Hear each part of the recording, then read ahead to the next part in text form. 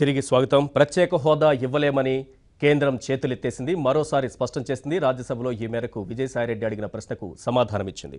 Right Telakapalli Ravi గారు, ఒక పక్క ఆందోళన జరుగుతోంది పార్లమెంటులో, మరోవైపు పార్లమెంటు బయట వామపక్షాలు, కాంగ్రెస్, ప్రజా సంఘాలు అందరూ హోదా కోసం ఢిల్లీలో పోరాటం చేస్తున్నటువంటి పరిస్థితుల్లో వచ్చిన సమాచారం ఎట్టి పరిస్థితుల్లో కుదరదు అన్నది. ఏంటి వాట్ నెక్స్ట్? ఏం జరగబోతోంది? ఎందుకు అడ్డంకిగా మారింది? ప్రత్యేక హోదా కేంద్రానికి ఇవ్వడానికి ఉన్నటువంటి అభ్యంతరాలు ఏంటి? ప్రత్యేక హోదా ఇవ్వకపోవడానికి రాజకీయ కారణాలు తప్ప రాజ్యాంగ కారణాలు ఏం లేవు. అది చాలా స్పష్టం. రాజ్యాంగ కారణాలు ఏమి లేవు. ఇప్పుడు కావాలంటే ఎవరికైనా ఇవ్వచ్చు కేంద్ర ప్రభుత్వం. ఇచ్చిన దాన్ని ప్రశ్నించడానికి కూడా ఏం లేదు. వేరే వాళ్ళు ప్రశ్నిస్తే మాకు ఇబ్బంది అనే ఒక వాదన ఇప్పుడు అరుణ్ జైట్లీ కూడా చెప్పింది కూడా.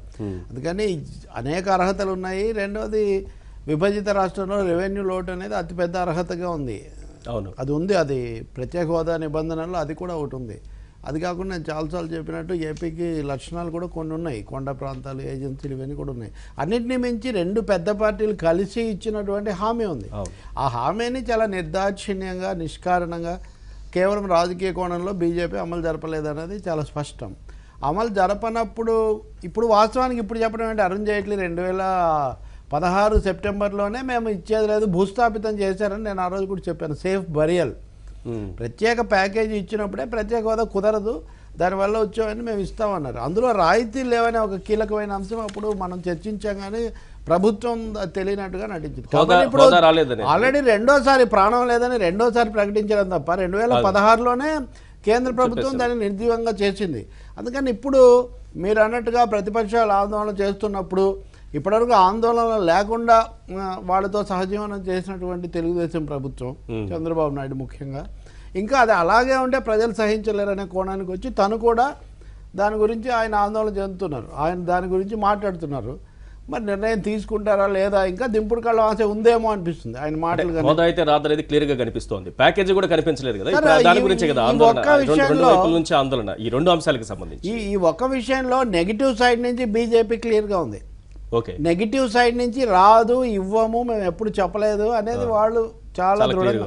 దానికి ఎవరైతే సాధించారన్న వెంకయ్యనాయుడు గారు వారే విజయవాడ ఛాంబర్ ఆఫ్ కామర్స్లో స్వహస్తాలతో ఆ బూరకు ఆయన రంధ్రం చేశారు. అందుకని మొదట రాదనే చర్చ ప్రారంభించిందే వెంకయ్యనాయుడు గారు, తర్వాత పురంధేశ్వరి గారు. అందువల్ల దాని మీద బీజేపీ వాళ్ళు చెప్తున్నా కానీ కాదు కాదు కాదు అని కొంత ఆశ పడుతున్నట్టుగా ఆశ పెడుతూ వచ్చింది చంద్రబాబు నాయుడు గారు. ఇప్పుడు ఆయన నిర్ణయం తీసుకొని అందులోంచి బయటకు వస్తారా లేదా అది కేవలం తెలుగుదేశం పార్టీకి సంబంధించిన విషయం. బీజేపీ బేఖాతరుగానే ఉంది. మీ ఇష్టం, మీరు ఉంటే ఉండండి, పోండి, పోతే కూడా మాకు వయసు వాళ్ళకు ఒకటే లెక్క కదా, మాకు వైఎస్ఆర్ పార్టీ ఉంది అనేది ఆ రాజకీయం. మన ఇక్కడ కూడా రాజకీయమే. అందువల్ల ఒక రాష్ట్రానికి రాజ్యసభ సాక్షిగా అప్పటి ప్రభుత్వము, అప్పుడు ప్రధాన ప్రతిపక్షంగా ఉన్న బీజేపీ ఇచ్చిన హామీని ఉల్లంఘించడము, తద్వారా దేశ సమైక్యత మీద పడే ప్రభావము, రాజకీయాల్లో నిజాయితీ, నిబద్ధత ఉండాల్సిన అవసరం, ఇవన్నీ కూడా ఉల్లంఘించబడినాయి. ఇక్కడ దీన్ని భరించినట్టుగా అనేక కారణాలు, తన సొంత కారణాల వల్ల ఇంతకాలం దాన్ని దిగమింగిన చంద్రబాబు నాయుడు గారు ఇప్పుడు కాదంటున్నారు. నిజంగా అనగలుగుతారా లేదా, నేను ఇప్పటికి కూడా ఆయన నోట్లో నుంచి ఆ మాట వచ్చే వరకు నేనేదో నాటకీయంగా చేయబోతున్నారు, తెగతెంపులు చేసుకుంటున్నారు, ఇక ముహూర్తమే, ఆ స్థాయిలో నేను ఆలోచించట్లేదు. ఆ దిశలో ఆలోచిస్తుండొచ్చు. అది ఇంకా ఇప్పుడు అరుణ్ జైట్లీ ఉన్నారు. ఉదాహరణకు ఈశ్వర్ ఒకే మాట చెప్తాను, ఆ రోజు ఇచ్చిన ప్రత్యేక ప్యాకేజీ కట్టుబడి ఉన్నాము, దాన్ని అమలు జరుపుతామని అన్నారు అంటున్నారు. మరి అదే చేస్తే అప్పుడు ఏ నైతిక కారణంతో చంద్రబాబు గారు దాన్ని వ్యతిరేకిస్తారు? ఆ రోజు మీరు ఆమోదించారు కదా, ఆ ప్రయోజనాలు కూడా ఏమి ఇప్పటి వరకు రాలేదనే రాలేదు. రాకపోతే మీరు 4 ఏళ్ళు నుంచి మొదలైతేనే ప్రత్యేక హోదా 4 ఏళ్ళు ఊరుకుండి ఇప్పుడు కూడా కార్యాచరణ పథకం ఏమి లేకుండా. కాబట్టి చాలా సమస్యలు ఉన్నాయి ఇక్కడ, అంత సులభంగా లేదు. ప్రతిపక్షాలను అభినందించాలి మనం, ప్రజా సంఘాలను, ప్రత్యేక హోదా సమితి, వామపక్షాలు, కాంగ్రెస్, వైసీపీ లాంటి వాళ్ళందరూ ఈ గొడవ చేసి ఉండకపోతే ఇది రూపం తీసుకునేది కదా. చర్చలో జాయిన్ అయ్యారు జేడీ శీలం గారు, కేంద్ర మాజీ మంత్రి, కాంగ్రెస్ పార్టీ నాయకులు, అలాగే లంకా దినకర్ గారు, టీడీపీ అధికార ప్రతినిధి. జేడీ శీలం గారు, ఒకవైపు ఢిల్లీలో ఆందోళన చేస్తున్నారు ప్రత్యేక హోదా కావాలని, మరోవైపు రాహుల్ గాంధీ కూడా ఇవాళ మీతో పాటు కలిశారు. అలాగే కాంగ్రెస్ అధికారంలోకి వస్తే మొదటి సంతకం చేస్తారని, ప్రత్యేక హోదా ఇస్తామని కూడా చెప్పారు. సో ఇప్పుడైతే మాత్రం బీజేపీ లేకపోతే ఎన్డీఏ ప్రభుత్వం చాలా క్లియర్గా ఉంది, కేంద్రం క్లియర్గా ఉంది, ఎట్టి పరిస్థితుల్లో ప్రత్యేక హోదా ఇవ్వము అని. ఏం చెప్తారు? అది ఇప్పుడు వాళ్ళు చెప్పేది ఏంటంటే మొట్టమొదటే చెప్పారు కదా మేము ఇవ్వమని, వాళ్ళకి ఇవ్వడం ఇష్టం లేదు. ఇవ్వలేము అనేటువంటిది ఒకటి, ఇవ్వము అనేటువంటిది ఒకటి. ఇవ్వలేము అని ఇప్పటి వరకు చెప్పారు, ఇప్పుడు ఇవ్వమని చెప్తున్నారు. ఈ రకమైనటువంటి ద్వంద్వ వైఖరితో మొత్తం మేము అంటుంది ఏమిటంటే, మీరు ఎందుకు చెప్పారు, చెప్పింది నిలబెట్టుకోండి. మీరేదో కుంటి సాకులు పెట్టి ఇవ్వలేకపోతున్నామని ఇప్పటివరకు చెప్పారు, ఇవాళ ఇవ్వము అని చెప్పారు. సో వారు చాలా ఈ రకమైనటువంటి పనులు చేయటం మొత్తం ఆంధ్రులకు ద్రోహం చేసినట్లే అని ఇవాళ రుజువైంది. ఇది మొట్టమొదటి నుంచి వారు కూడా మేము ఇవ్వలేమంటున్నారు. చంద్రబాబు నాయుడు గారు అది లేకపోయినా ప్యాకేజ్ అన్నారు. ప్యాకేజీలో ఏముందో ఆ రోజు కూడా చెప్పాం, ఈ ప్యాకేజ్ కొత్తదేం కాదు, చట్టంలో ఉన్నవి కొన్ని తీసి ఇచ్చారు, ఈ మొత్తం కూడా ఇవ్వలేదు, మాకు ఈ ప్యాకేజ్ వద్దు, చట్టంలో ఉన్నటువంటివి అన్నివి ప్లస్ ఆ రోజు ప్రధానమంత్రి గారు చెప్పినటువంటి 6 అంశాలు దయచేసి అమలు చేయండి అని మేము గత 4 సంవత్సరాలుగా జూన్ 2వ తారీఖు 2014లో సోనియా గాంధీ గారి లెటర్ మొదలుకొని రాహుల్ గాంధీ గారు పర్యటన చేసి అనంతపురంలో చెప్పడం, అదేవిధంగా సోనియా గాంధీ గారు పార్లమెంట్లో మాట్లాడటం, నేను పార్లమెంట్ మెంబర్గా ఉన్నప్పుడు నేను మాట్లాడటం, కేవీపీ గారు బిల్లు పెట్టడం, ఇప్పటికి కూడా కేవీపీ గారు అదే ధోరణిలో యాజిటేషన్ కంటిన్యూ చేయడం అంతా మీరు చూస్తూనే ఉన్నారు. ఇది కాకుండా కోర్టు సంతకాలు కానివ్వండి, లేకపోతే కేసులు పెట్టడం కానివ్వండి, లేకపోతే ఈ కార్యక్రమాలన్నీ కూడా ఇంకా కొనసాగుతాయి. ఇంత క్లియర్ గా కేంద్రం ఉన్న తర్వాత కూడా ఈ కార్యక్రమాలన్నీ ఇంకా కొనసాగుతాయా? మీ ఆందోళన ఇంకా కొనసాగుతుందా? పార్లమెంటు వెలుపల కావచ్చు, పార్లమెంట్ లోపల కావచ్చు? కాదండి, ఆందోళన కొనసాగించడం అనేటువంటిది అది లేకపోతే కాంప్రమైజ్, చంద్రబాబు గారు కాంప్రమైజ్ అయినట్టు మేము కాలేము, ప్రజలు కూడా కాలేరు, ప్రభుత్వాలు కావచ్చు. మేము ఇప్పటిదాకా అడుగుతుంది ఏమిటి, మీరు ప్రత్యేక హోదా ప్రక్కన పెట్టారు, మీరు ప్రత్యేక హోదా కాదు ప్యాకేజ్ అన్నారు, ఆ ప్యాకేజ్ కూడా ఇవ్వలేదు కదా. Okay, for some reason you don't want to give, అది మేము వచ్చిన తర్వాత ఇస్తామని రాహుల్ గాంధీ గారు స్పష్టం చేశారు. మొదటి గుంటూరు వచ్చినప్పుడు కూడా చెప్పారు జూన్ 4వ తారీఖు. సరే, అవి అంటే 14వ ఆర్థిక సంఘం సిఫార్సులే తమకు అడ్డంకి అనేది పదే పదే అదే చెప్తోంది బీజేపీ. ఎలా చూస్తారు? ఏమండి, 14వ ఆర్థిక కమిషన్ చైర్మన్ గారు వేణుగోపాల్ రెడ్డి గారు చెప్పారు, మెంబరు అభిజిత్ గారు చెప్పారు, మేము ఆంధ్రప్రదేశ్ కానీ ప్రత్యేక హోదా ఇవ్వకూడదని మేము చెప్పలేదు.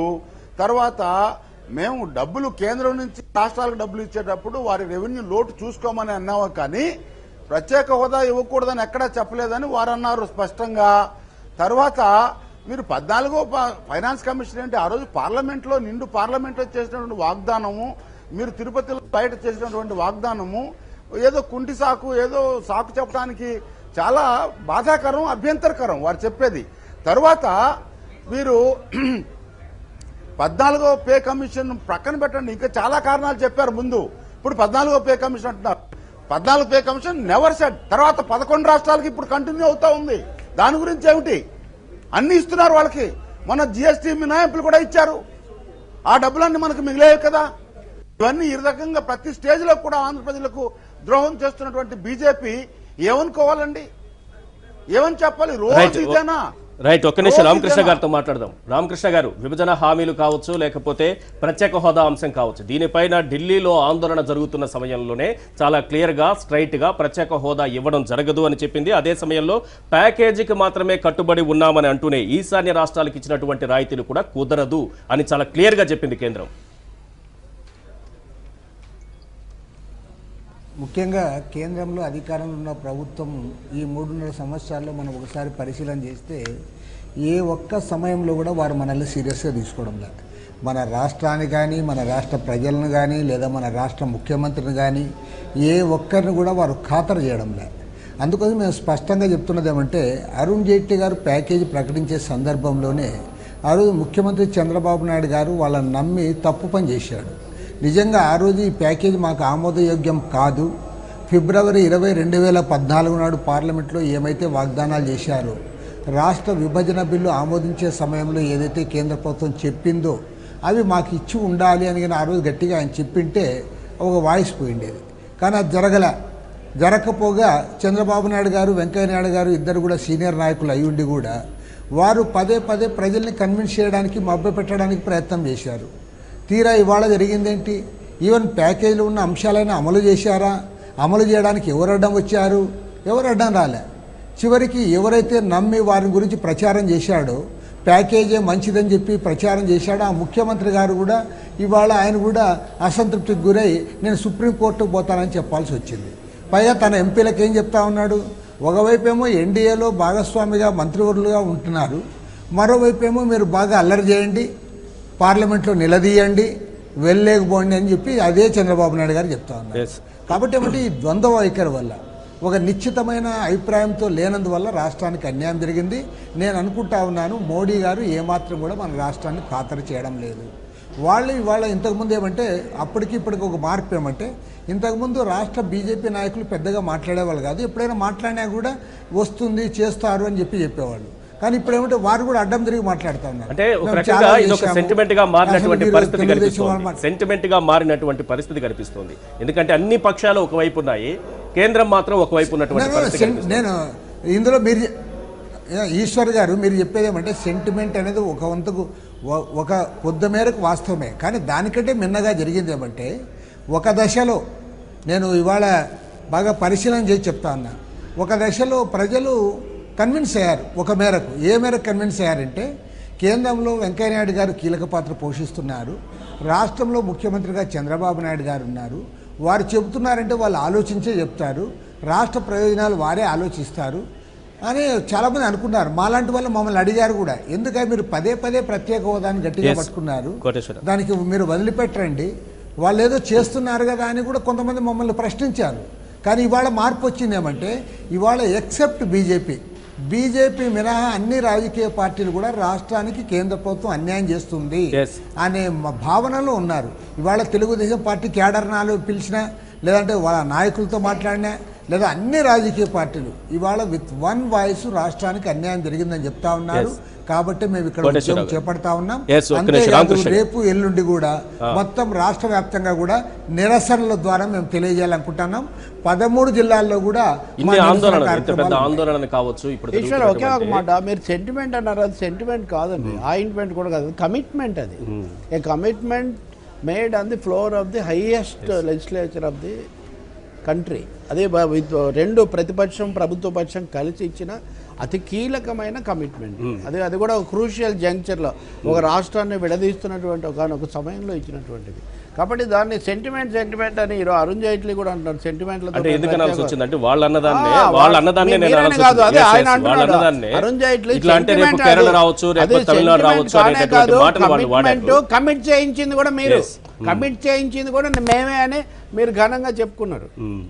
రైట్, కోటేశ్వరరావు గారితో మాట్లాడే ముందు ఒక చిన్న విరామం.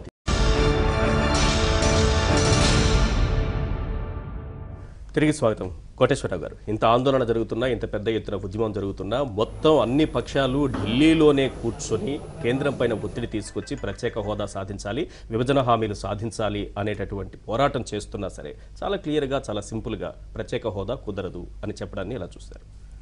ప్రత్యేక హోదా విషయంలో 2014లోనే ఒక ఆలోచన చేశాం.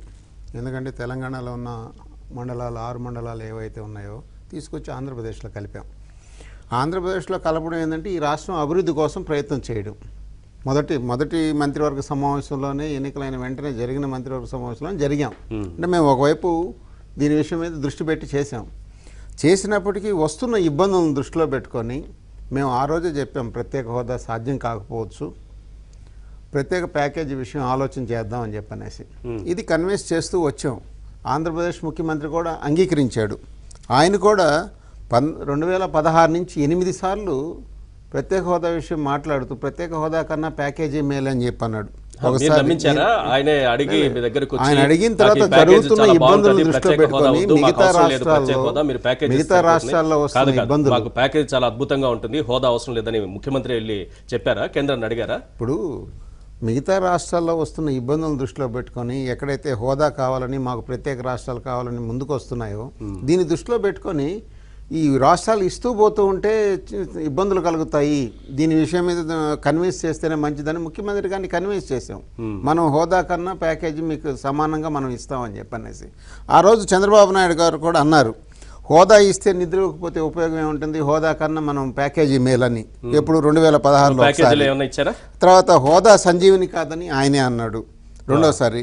తర్వాత ప్రత్యేక హోదా వస్తే ఏమొస్తుంది, ప్రత్యేక ప్యాకేజీ అయితే అభివృద్ధి పనులకు బ్రహ్మాండంగా వస్తుందని ఆయన మూడోసారి అన్నాడు. హోదాతో పరిశ్రమలు రావు, ప్యాకేజీతో పరిశ్రమలు వస్తాయి అని నాలుగోసారి అన్నారు. ఐదోసారి ప్రత్యేక హోదాతో ప్రయోజనం ఉన్నా దానివలన ప్రాంతాల్లో రాయితీలు రావు, కాబట్టి మనం ప్రత్యేక ప్యాకేజీ వైపు ఎక్కువ నిధులు తెచ్చుకోవడానికి బాగుంటుందని అన్నారు. కాబట్టి కన్విన్స్ అయ్యారు. రెండో అంశంలో మిగతా పక్షాలు, రాజకీయ పార్టీలు కూడా ఎవరు దీని మీద స్పందించాల. ప్రత్యేక ప్యాకేజీ అనే విషయంలో చూడండి, 4 ఏళ్ల పాటు ఈ 5 బడ్జెట్లు పూర్తయ్యేంత వరకు ఎవరు మాట్లాడాల. ఈరోజు ఎన్నికలు సమీపిస్తున్న కొద్దీ దీనికి ఒక రాజకీయ ప్రాధాన్యతను తీసుకుని వచ్చి ఎవరు స్వలాభం కోసం వాళ్ళు ప్రజల్లో వెళ్ళడం కోసం ఇక్కడ ఆ పార్టీలు, ఇప్పుడు తెలుగుదేశం, బీజేపీ మినహా మిగతా పార్టీలు లేవు అక్కడ ఆంధ్రప్రదేశ్లో.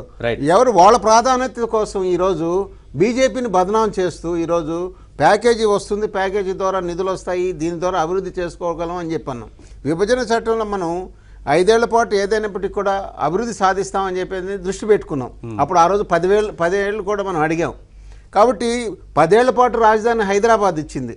హైదరాబాద్ ఇచ్చినప్పటికి ఇక్కడి నుంచి కూడా పరిపాలన చేయాలనుకున్నప్పుడు చంద్రబాబు నాయుడు గారు ముందెళ్ళి 3.5 ఏళ్ల నుంచే పని ప్రారంభించారు. అభివృద్ధి జరుగుతూ ఉంది. ఇవాళ కేంద్రం నుంచి 10 వెళ్ళిపోతాయని కాదండి నేను అన్నది. 3 ఏళ్ళు ముందుగానే వెళ్ళాడు. నేను 3 ఏళ్ళు ముందుగానే వెళ్ళాడు అభివృద్ధి కోసం అని నేను అంటుండేది. వెళితే 10 ఏళ్ల తర్వాత పొమ్మని నేను చెప్పలే. 10 ఏళ్ళు అవకాశం ఉన్నప్పటికీ కూడా 3 ఏళ్ళు ముందుగానే వెళ్ళడం కారణంగా కేంద్రం నుంచి అనేక నిధులు రావడం, అభివృద్ధి చేసుకోవడం, ముందుకు వెళ్ళారు ఈరోజు. కాబట్టి ఈ మాత్రం అభివృద్ధి జరుగుతుంది అంటే కేవలం కేంద్రం వల్ల జరుగుతున్నది తప్పనిస్తే దినకర్ గారు మీరే సమాధానం చెప్పాలి.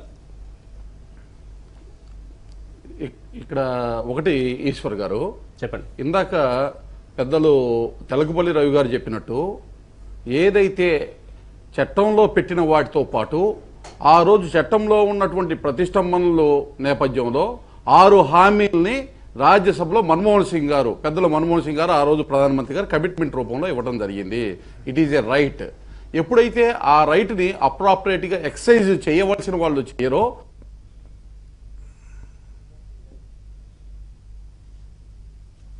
మేము మొదటి నుంచి చెబుతుంది ఒకటే, విభజన హామీలు అన్ని కలుపుకొని ప్రత్యేక హోదాతో పాటు పారిశ్రామిక రాయితీలు 2003లో ఉత్తరాఖండ్, హిమాచల్. మీరు మొదటి నుంచి చెప్పలేదు, మీరు అంగీకరించిన తర్వాత కూడా ఈ రోజు మాట మారుస్తున్నారంటే ఏంది?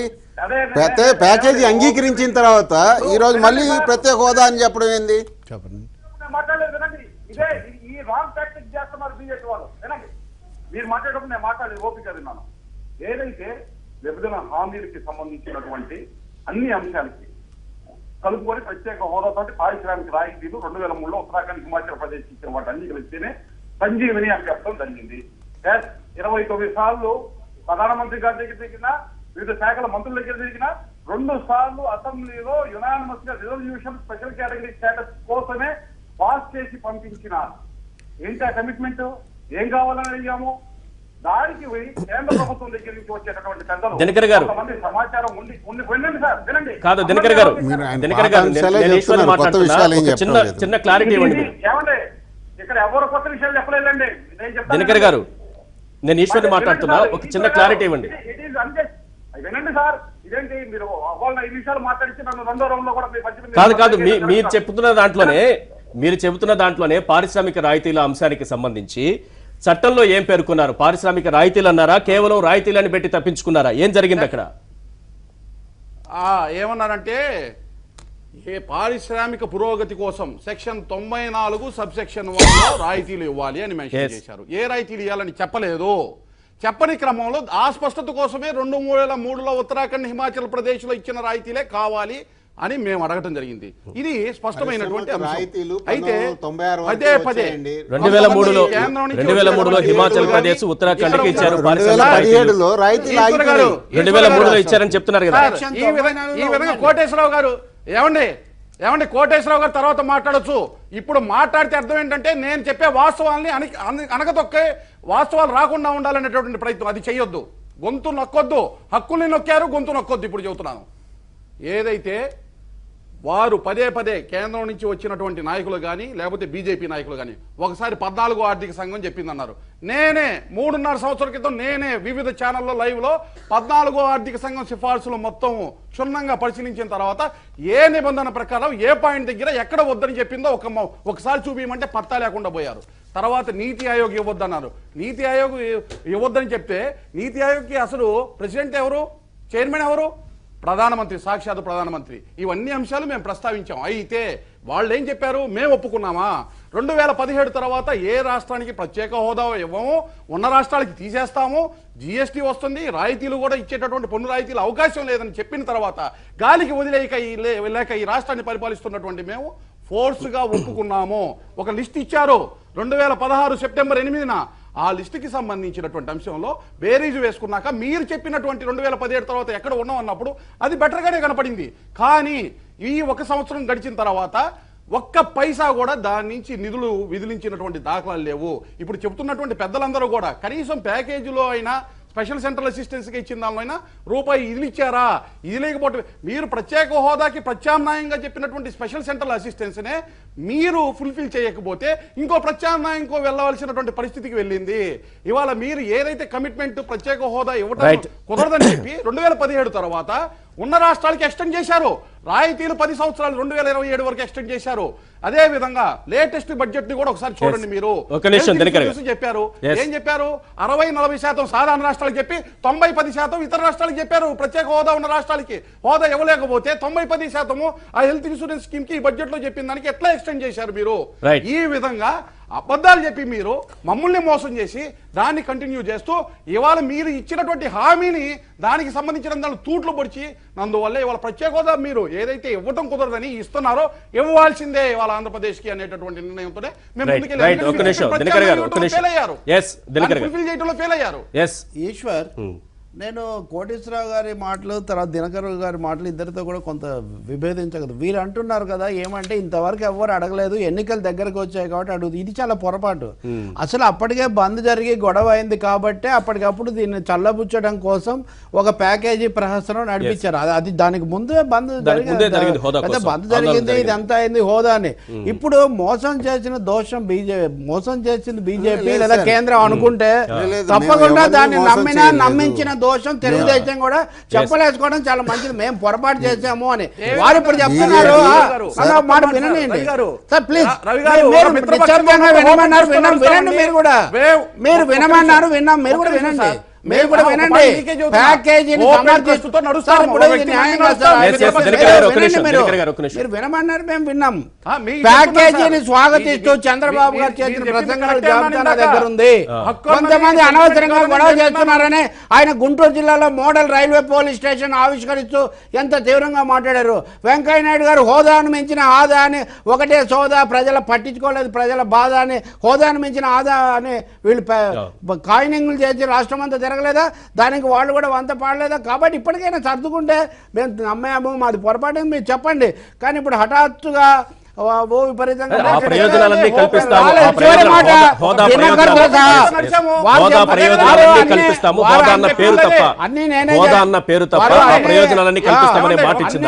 చెప్పామన్నారు, చెప్పలేదు, ప్రణాళిక సంఘం ఒప్పుకోలేదు, ఇటువంటి వాళ్ళు చెప్పారు లేదని వాదించే. నేను అప్పుడు ఒక పుస్తకం కూడా వచ్చాను, దాన్ని మనం చూస్తూ పోతే అవన్నీ అబద్ధాలని తెలుస్తూనే ఉంది. పెద్ద పరిశోధన కూడా అక్కడ. చివరి మాట ఈశ్వర్ చాలా బలంగా చెప్తున్నా. దినకర్ ఒక మాట వినండి. ఈఏపీ ఎక్స్టర్నల్ ఎయిడెడ్ ప్రాజెక్ట్స్ అనేది మనకు వరప్రసాదము అని వీళ్ళు చాలా ఊరూరా మీటింగులు పెట్టారు. ఇప్పుడు ఈఏపీ కింద 70-90-10% ఒప్పుకోవడానికి కేంద్రం సిద్ధంగా లేకపోయింది. ఏం డబ్బులు రాలేదు. ఎఫ్ఆర్ఎంబి లిమిటేషన్ అయితే ఇది ఇప్పుడే జరగలేదండి. 2017 బడ్జెట్ తర్వాత కూడా వీళ్ళు వెళ్ళి సన్మానం చేసి వచ్చారు. ఎందుకు చేశారు?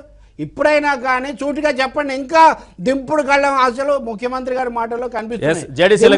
ఆశలు వద్దని నేను చెప్తున్నా. జరిగిందేదో జరిగిందంటే వేరే విషయం. చెప్పండి, ఒక క్లారిఫికేషన్ ఇవ్వాలి ఈశ్వర్ గారు. ఏంటంటే అసలు 2016 సెప్టెంబర్ తర్వాత వచ్చిన మొదటి బడ్జెట్ ఇది. ఏ విధంగా వాళ్ళు చెప్పిన స్పెషల్ సెంట్రల్ అసిస్టెన్స్ తర్వాత వచ్చిన బడ్జెట్ కి మేము ఆహ్వానించామని ఎలా చెబుతారు? 17 ఉండాలి. కొంత ఆలోచన కూడా ఉండాలి. ఇంకోటి నేను చెప్తున్నానండి, 2016 సెప్టెంబర్ తర్వాత వచ్చిన మొదటి బడ్జెట్ ఇదే. ఈ బడ్జెట్ కి సంబంధించి అప్పటికి రావాల్సింది ప్రధానమంత్రి గారిని కలిసాము.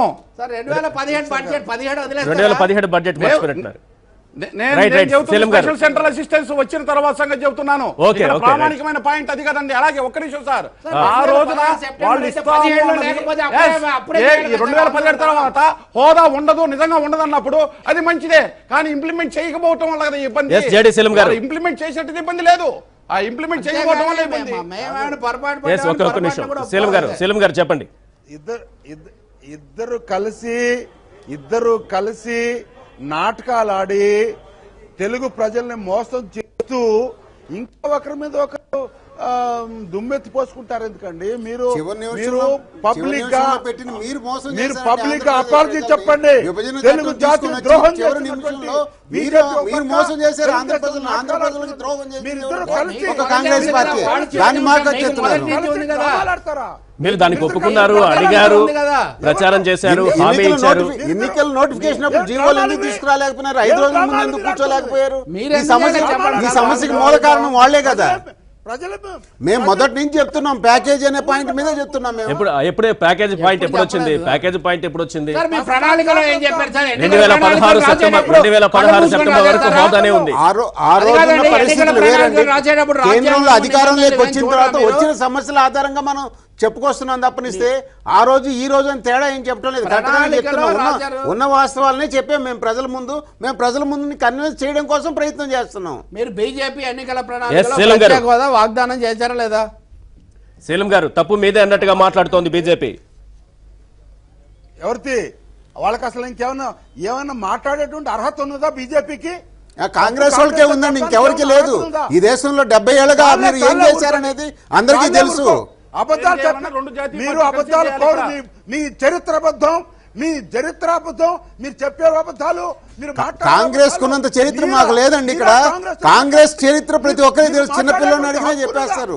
ఈ చరిత్ర చూద్దామండి. ఇప్పుడు అదెందుకు మీరు ఎక్కువ మాట్లాడదు కోటేశ్వరరావు గారు, దయచేసి. కాంగ్రెస్ అధ్యక్షుడిని బయట వాళ్ళని పెట్టుకోలేని పరిస్థితిలో మీరుండి మమ్మల్ని అడుగుతారు ఏందండి? కాంగ్రెస్ వంశ పారంపర్య చరిత్రలో వస్తుంది. మీరే అధ్యక్షులు ఉంటున్నారు. బయట వాళ్ళు మీరెందుకు కాలేదు? శీలం గారు అధ్యక్షులుగా, శీలం గారు మీరు కాంగ్రెస్ పార్టీ అధ్యక్షులుగా మీరెందుకు కాలేకపోతున్నారు? ఈశ్వర అనవసరమైన ఇక్కడ బీజేపీ పార్టీ ఒక్క నిమిషం దినకర్ గారు వస్తారు. దినకర్ గారు ఒక్క నిమిషం ఆగండి, మీ దగ్గరికి వస్తా. ఒక్క నిమిషం ఆగండి. కాదండి, కాంగ్రెస్ ప్రెసిడెంట్ ఎలక్షన్ గురించి మాట్లాడలేదు. నేను మాట్లాడుతున్నా. మీరు మోసం అన్నదానికి మాట్లాడుతున్నానండి. మీరు మోసం చేస్తున్నారు అన్నదానికి నేను మాట్లాడుతున్నా. కాంగ్రెస్ మోసం చేసిందా, బీజేపీ మోసం చేసిందా? ఈ దేశానికి ఎవరు మోసం చేశారని తెలుస్తుంది. 22 రాష్ట్రాల ప్రజలు బీజేపీని ఈ రోజు గెలిపించారు. వంతపాడినటువంటి తెలుగుదేశం చేస్తున్నది కూడా మోసం అని మాట్లాడుతున్నా నేను. మీరొక్కరే కాదు, మీరిద్దరు కూడా దోషులే. ఈ రోజు ఎందుకని నాటకాలు ఆడతారు? దయచేసి ఇప్పటికైనా మాకు రావాల్సినటువంటి ఓటా మాకు ఇస్తారా, లేకపోతే పూర్తిగా మొత్తం మీ నాయకుల్ని, మీ ప్రభుత్వ కేంద్రాలని అన్ని తాళం వేయాలని చెప్పి తెలుగు ప్రజలు ఆలోచించేటువంటి రోజు వస్తుంది. దయచేసి ఇంకా రెచ్చగట్టకండి, ఇంకా కాంగ్రెస్ నిందించకండి. మీకు నైతిక హక్కు లేదు. కాంగ్రెస్ నిందిస్తే ఎనర్జీ వేస్ట్. ఎవరు మీ గురించి మాట్లాడటం లేదండి. ఆంధ్రప్రదేశ్ లో మీ గురించి ఎవరు మాట్లాడటం లేదు. కోటేశ్వరరావు గారు, కానీ కాంగ్రెస్ కు ఏ గతి పట్టిందో ఆంధ్రప్రదేశ్ లో బీజేపీ కూడా ఆ పరిస్థితి చూడాల్సి వస్తుంది. ఈ రకంగానే వ్యవహరిస్తాయని ఈ రోజు సీఎం అన్నారు. కోటేశ్వరరావు గారు, కాంగ్రెస్ గతి పట్టం కాదు, కాంగ్రెస్ కోటేశ్వరరావు గారు చెప్పాలి.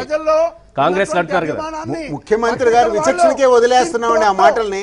ఇంతకాలం కాంగ్రెస్ కి ఏ గతి పట్టిందో చూశారు కదా. ఇప్పుడు ఆంధ్రప్రదేశ్ ప్రజల్ని మోసం చేసినందుకు మమ్మల్ని అంటే మిమ్మల్ని కూడా అంటే కదా. మమ్మల్ని అంటే చంద్రబాబు నాయుడు గారు బీజేపీ ఆ పరిస్థితి తెచ్చుకోవద్దని సూచించారు. ఇప్పుడు ఒక ఏళ్ళే మా వైపు నుంచి చూపిస్తున్నారు చంద్రబాబు నాయుడు గారు, 4 ఏళ్ళు ఆయన వైపు చూపిస్తున్నారు కదా. కాంగ్రెస్ చెప్పింది చేస్తుంది, కాంగ్రెస్ చెప్పింది చేస్తుంది. రాసి పెట్టుకోండి. ఇవాళ ఏ విధంగా అయితే ఇంతగా ఆయన శీలంగా నాపమనండి. ఒక నిమిషం సార్ ఈశ్వర్ గారు, ఒకటి కాంగ్రెస్ పార్టీకి శిక్ష వేసేశారు, ఓపెన్ అది. దాని గురించి వాళ్ళు ఎంత చించుకున్నా కానీ దానికి సంబంధించిన అంశం బహిర్గతమైనటువంటి అంశమే, దాన్ని ఎవరు కూడా మూసివేయలేరు. రెండోది ఇవాళ వాళ్ళు ఆ గాయం చేశారనే కదా మార్చడానికి కావాల్సినటువంటి అంశాలతోటి ఆ ప్రయోజనాలు కేవలం రాష్ట్ర విభజన తర్వాత వచ్చేటటువంటి ఎదుర్కోవాలంటే ఆ సమస్యలను ఎదుర్కోవాలంటే కేంద్రంలో ఒక ఆసరా కావాలని మాత్రమే మేము బీజేపీతో నడవటం జరిగింది. ఆ ఆసరాకి అవకాశం లేనప్పుడు ఆ ఆసరాకి సంబంధించినటువంటి దానిలో వివిధ ప్రత్యామ్నాయాలు సూచించి ఆ ప్రత్యామ్నాయాలకు కూడా తూట్లు పడేటటువంటి పరిస్థితి ఉన్నప్పుడు ఎవరిని అడగాలి? ఇది ఆత్మసాక్షిగా ప్రశ్నించుకోండి. అది ఇది మీరు వివిధ రకాల అంశాలు ఎలా ఉందంటే బీజేపీ నాయకులు చెప్పేది ట్యాబ్ తిప్పితే నీళ్ళు వస్తున్నాయి, మీరు గాలి పీల్చే ఆక్సిజన్ని కూడా మేము ఢిల్లీ నుంచి ఇచ్చేసామనే రకమైనటువంటి అంశాలని, ఎందుకంటే విభజన హామీలతోటి వివిధ రకాల అంశాలని కలిపేసి ఎప్పుడో 15 సంవత్సరాల తర్వాత జరిగే అంశాలను కూడా కలిపేసి చెప్పేటటువంటి ప్రయత్నం చేసి మసిపూసి మారేడుకాయ చేసేటటువంటి ప్రయత్నం చేయొద్దు. ఇప్పుడు ఒక అంశాన్ని ఇవాళ పొద్దున్నే ఆంధ్రజ్యోతి పేపర్లోనే చూసా, మాణిక్ సర్కార్ గారు ఒక కామెంట్ చేశారు, ఆర్థిక దిగ్బంధనం. ఇవాళ త్రిపురలో నన్ను ఆర్థిక దిగ్బంధనం చేశారు. అదే కార్టూన్ కూడా వచ్చిందండి ఈనాడులో. అది కూడా బలపరిచిన వాడు ఒకడు లేడు, నిరాడంబరత్వం ఏదో తప్పైనట్టు, పేదవాడిగా ఉండడం తప్పైనట్టు. రవి గారు ఇవాళ అది చదివాను కాబట్టి అది గుర్తొచ్చి నేను కోట్ చేస్తున్నాను. 25 నుంచి మాణిక్ సర్కార్ గారు ఉన్నారండి, ఆయన నిజాయితీ పరుడు కావచ్చు కానీ ప్రజలు హర్షించలేదు కదా ప్రజల మనల్ని.